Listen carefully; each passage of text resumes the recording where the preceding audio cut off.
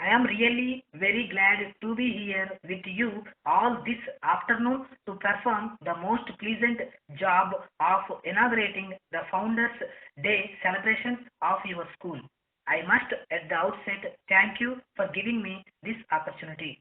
I now propose to share my random thoughts with you of what I consider to be the chief characteristics of a good and ideal school.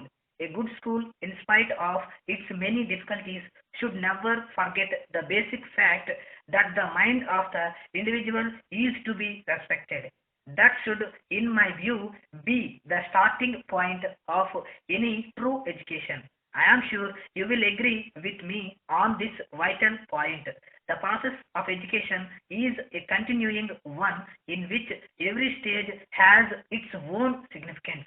So it is very necessary that proper care and attention should be bestowed on every stage, because if any mistake is committed in a particular stage, it will have its own repercussions on the next stage, and the whole education will get spoiled.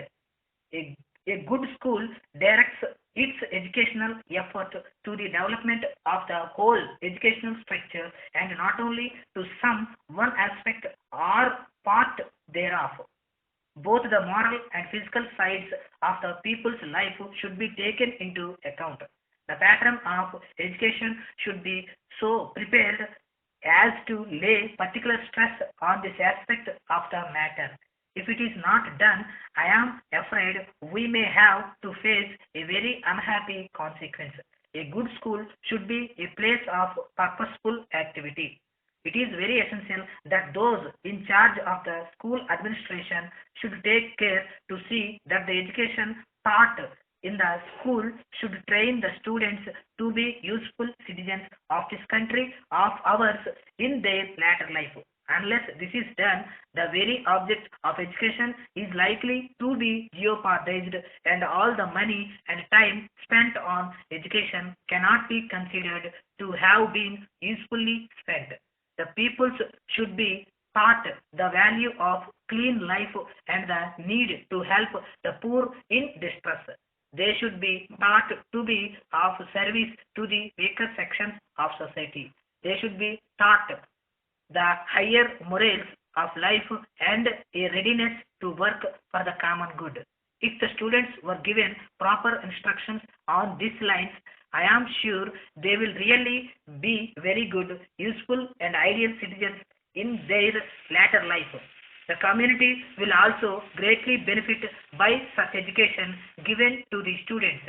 The utility of the students to the people is a very important factor, and that should be borne in mind while formulating the pattern of education. I hope and trust that I have made this point quite clear to my audience.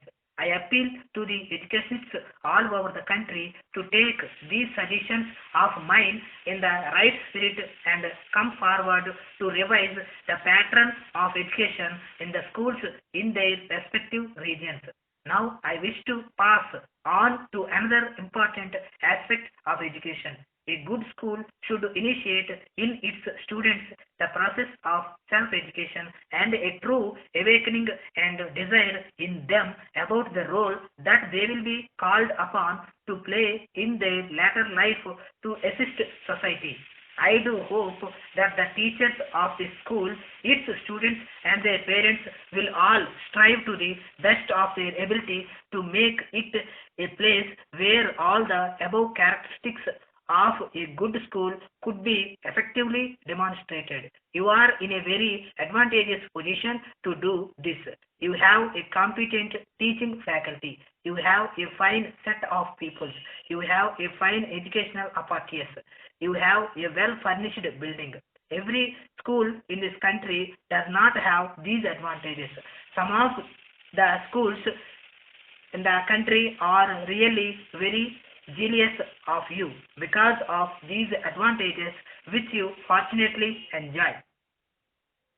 So you can remove this jealousy to some extent by considering some of their problems as yours and also showing them the way to solve them. Thus, besides doing your job well, you have also the responsibility of setting up a good example for the other schools to follow. I know that it is a difficult job, but placed as you are in a comfortable position, I am sure that it will not be too difficult for you. Now, I wish to address a few words to my brethren, the teachers. Having been a teacher myself most of life, I cannot claim to speak as their colleague. I have always maintained that a teacher is responsible not only for himself but in a way for the whole society. He is the custodian of the highest values created and cherished by the people. He is the transmitter of these values to the students. If he does not experience these high qualities himself, if he does not feel the importance of these values, I am sorry, he is in a wrong place. If he cannot act as a guiding friend to his students, he should be considered to have missed his evocation. I may be allowed to emphasize another important factor to the parents of boys and girls studying in the school. It is the usually forgotten fact that education is the joint venture of the teacher, the people, and his parents. It is essential for the success of the education process that the parents and guardians know and understand what the school seeks to do and to actively cooperate in it.